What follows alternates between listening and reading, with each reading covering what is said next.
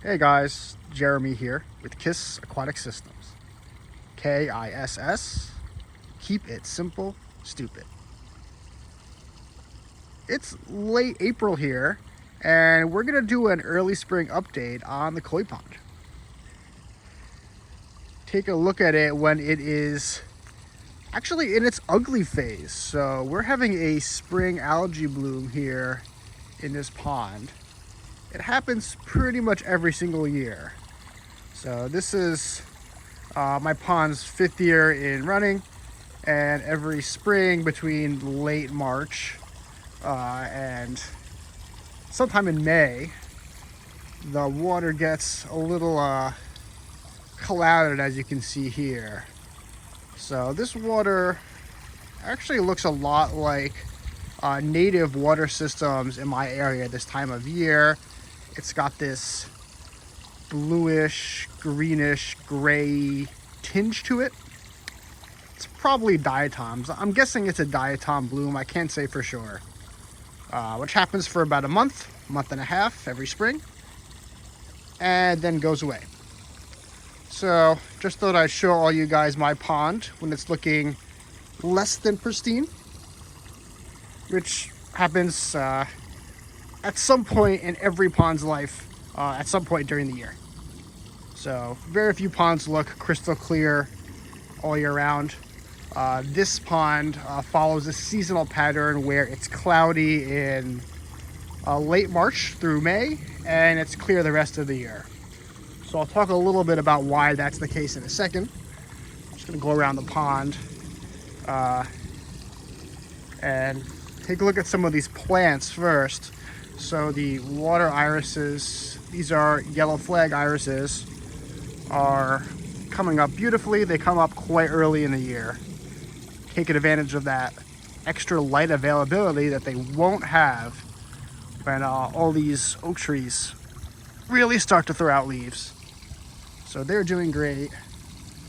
I had 5 spatterdock the last few years here. Looks like 4 of them have survived. 1 of them did not make it through the winter. So the spatterdock, I think they like a bit more light than what they get in this area. So the pond's edge, you can see here, is absolutely covered with moss. This moss has colonized the edge of the pond very quickly, and it really loves getting its feet wet in the water on the pond's edge, and that way it has higher access to sun without risk of drying out. So this pond really, this moss really does get the best of both worlds. Really unlimited water and nutrient access, and good sunlight that it can handle and not dry out because of the water access for the pond. So yeah, let's take a look at some of these moss spores. This stuff spores really all year round here.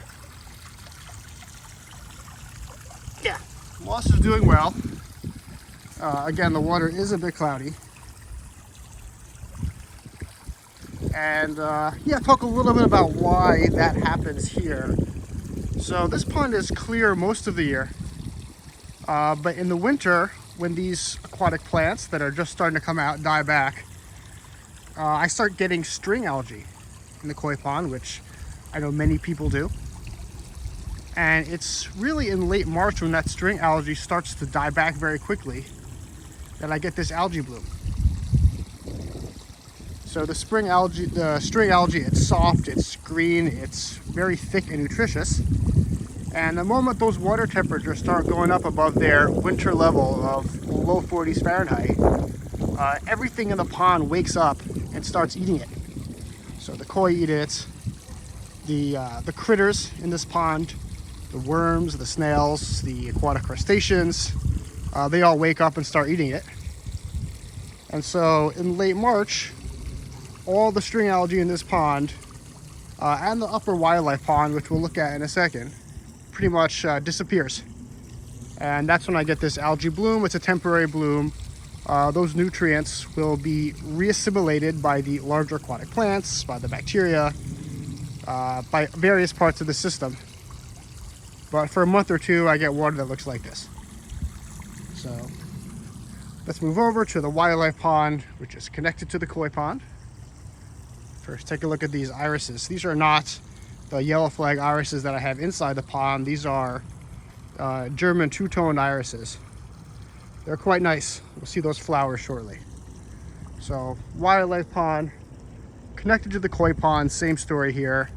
Same watercolor, that grayish, bluish green color. And yeah, these ponds are plumbed into each other, so it's the exact same water as the koi pond.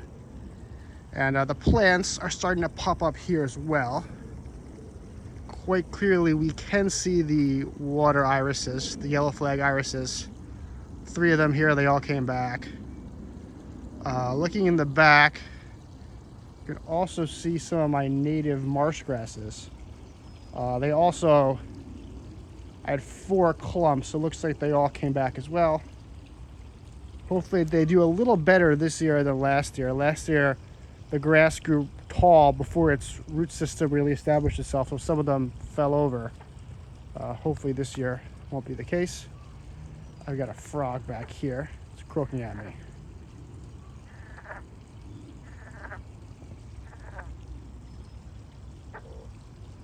Yeah. It's northern green frog, folks.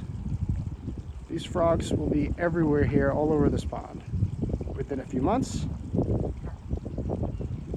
It's clearly a territorial male, and he does not like me. Yeah, that croak is basically him telling me to leave his territory. Sorry, buddy. Be here for a few more minutes, and then I will go. Yeah, you can see back here, this is where the water from this wildlife pond drains back into the koi pond. So we'll zoom back out for a bit, take a look at some more of the plants. Most of the plants came back this year after the winter. Unfortunately, the water pennyworts, which are one of my favorites, did not come back. So let's go around. You have here some native, it looks like some sort of native cryptocoryne species. Not quite sure what it is. It's doing quite well here. A decent amount, not all of the aquatic forget-me-nots did come back. I see some here, some more growing back here. They'll have some nice blue flowers that will show up within a month or two. This looks like, I'm not quite sure what plant this is. This looks like some sort of Ludwigia species, actually. I didn't know I had it. It's nice to see it come back. I talked a little bit before about the native marsh grasses along the back wall. Oh, there's 2 more frogs here. We'll zoom in a little bit. There's this guy right here, and what looks like a baby.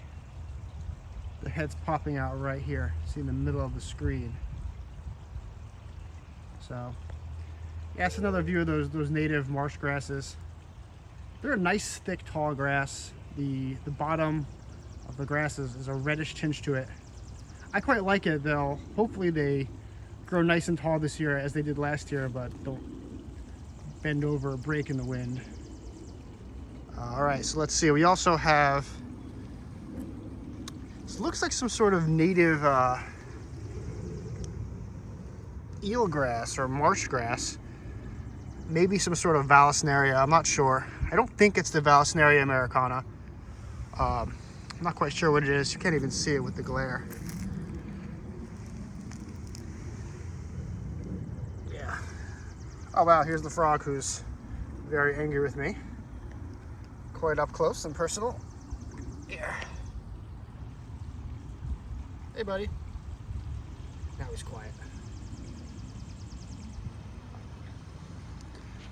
So here we go. Take a leaf out of the pond. Tons of leaves here this time of year. They just blow around all over the place. Yeah, folks, so that's it. So here we are, late April. Bit of an algae bloom for the moment. Maybe another couple weeks or another month, this water will clear up completely. And yeah, looking forward to another good pond season. Everything's good. All the fish are good. Just started eating, actually. These fish ate almost nothing in March, almost nothing so far in April. It's been too cold for them. So now they're just starting to eat more. The day temperature is getting nicer. It's getting in the 60s finally. At night, it's still in the 40s. So we're still really not in full swing yet this pond season, but we'll get there shortly. So yeah, thanks guys. Just wanted to show you guys all the koi pond and the upper wildlife pond. And yeah, sure to do more videos as pond season gets underway. So stay tuned, feel free to subscribe, and you'll get more content out of me this year. Thanks, bye.